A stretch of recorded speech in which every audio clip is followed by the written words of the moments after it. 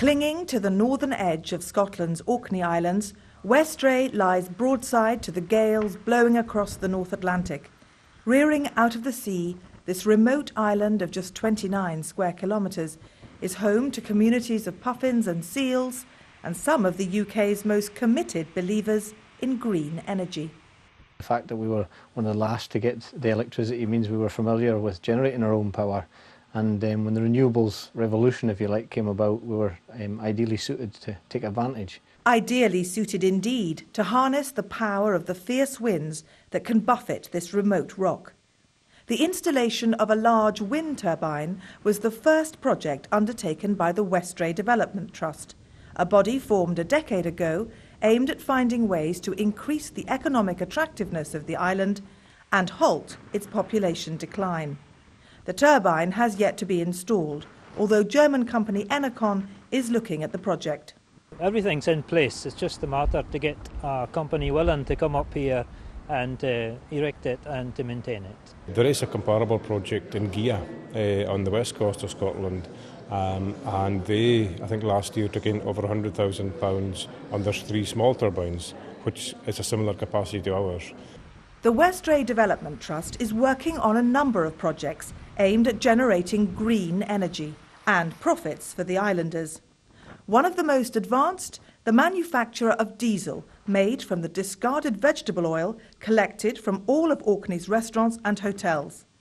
In charge of this uniquely self-styled production line, local school teacher Willie McEwen.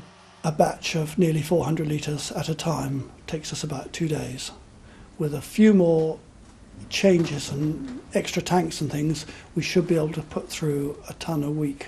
We're looking to be producing maybe 30 tonnes of fuel a year, a profit on all of it. We hope to put together a business plan shortly to show that we can produce this economically.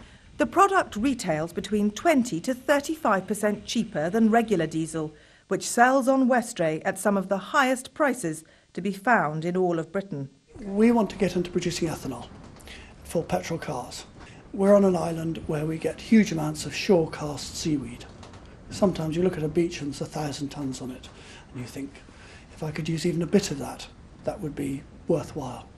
Now, seaweed is a starch. We'd have to convert it into sugars before we could ferment it, but once we could ferment it, we can convert it to ethanol, and then that can become a petrol part replacement.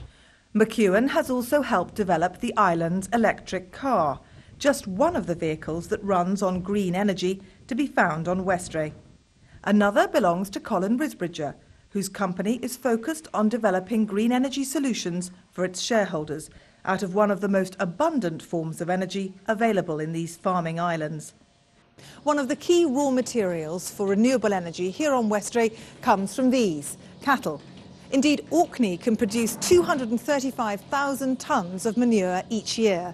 Properly converted, that's equivalent to 37 million litres of petrol.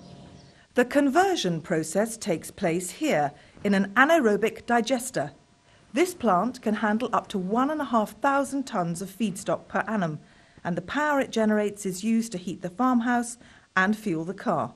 It's all capital investment, and we're building up a strong asset base. We're hoping to move into profitability within about 3 years, looking for long-term profitability to get some steady dividends through to our shareholders. Risbridger is keen to develop his business, building a portable anaerobic digester that will be used to process the waste material from the island's crab industry. There's no such sort of thing as waste. Everything's used on an island. It also has several uses before it's finished its life. And that kind of attitude when people means that they look for solutions rather than waiting for other people to solve the problems. The 600 or so islanders of Westray have certainly had outside help in developing their green energy projects. More than $8 million by way of grants from various government organisations, both locally and nationally. But it's unlikely to meet its 2012 target of being 100% reliant on renewable energy.